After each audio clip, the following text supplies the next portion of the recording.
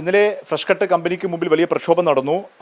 സംഘർഷമുണ്ടായി. പലരും ഒളിവിലാണ്. ഇന്നലെ സമരത്തിൽ പങ്കെടുത്ത ഈ നാട്ടുകാരിയായ കോടഞ്ചേരി പഞ്ചായത്തിൽ താമസിക്കുന്ന ഈ കമ്പനിയുടെ സമീപവാസിയായ സഫിയ നമ്മോടൊപ്പം ചേരുന്നുണ്ട്. ഇന്നലെ എന്താണ് അവിടെ സംഭവിച്ചത്?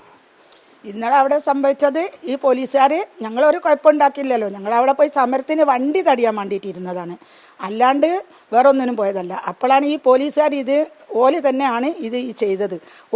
ഈ പുക ചെയ്തവർ കൂടി എല്ലാവരെയും കണ്ണിലേക്കും മൂക്കിലേക്കും എല്ലാം കൂടിയും മുളകുംപൊടി കലക്കി പറഞ്ഞാൽ എങ്ങനെയുണ്ട്, നമ്മളെ മുഖത്തൊക്കെ പറഞ്ഞാൽ എങ്ങനെയുണ്ട്, അതേ ആദ്യമായി പോയി. അതിൽ ബോധം കെട്ട് വീഴുന്നോല് ബോധം കെട്ട് വീഴുക, പിന്നെ തലറിഞ്ഞോല് അലറിഞ്ഞ് വീഴുക, പിന്നെ പല അവസ്ഥയായിട്ട് കൊണ്ടുപോവുക, ആംബുലൻസ് വരിക, കൊണ്ടുപോവുക. ആ വാശിക്കാണ് ഈ പോലീസുകാർ അത് ചെയ്തിട്ടില്ലെങ്കിൽ ഒന്നും അവിടെ സംഭവിക്കില്ലായിരുന്നു. അടി തുടങ്ങിയത് അവിടെ നിന്ന് തന്നെ പ്രസ്കട്ട് ആ റോഡ് തടച്ചിലില്ലേ, അവിടെ നിന്നാണ് തുടങ്ങിയത്. തുടങ്ങാൻ കാരണം ഇതിനെപ്പറ്റി ഇവരോട് നല്ലോണം സംസാരിച്ചതാണ്. കുറേ നല്ല രീതിയിൽ സംസാരിച്ചിട്ടൊന്നും പോലീസുകാർ അംഗീകരിക്കുന്നില്ല.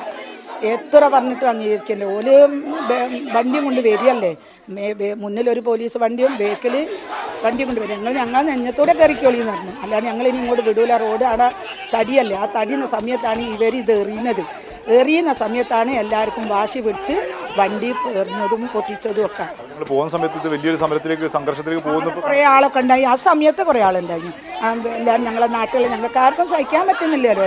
ചത്തു കഴിഞ്ഞ വാസനല്ലേ ഇവിടുന്ന്, ഭക്ഷണം കഴിക്കാൻ പറ്റുന്നില്ല. ഒന്നും ഞങ്ങൾ 6 കൊല്ലം ഒന്നും നിലയൊന്നും അല്ലല്ലോ.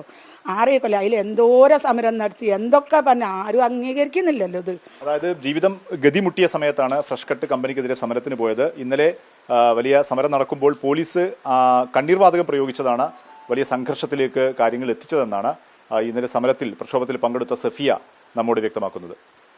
ടി കെ ജോമിനൊപ്പം മുഹമ്മദ് ഷഹീദ്, മാതൃഭൂമി ന്യൂസ്, കോഴിക്കോട്.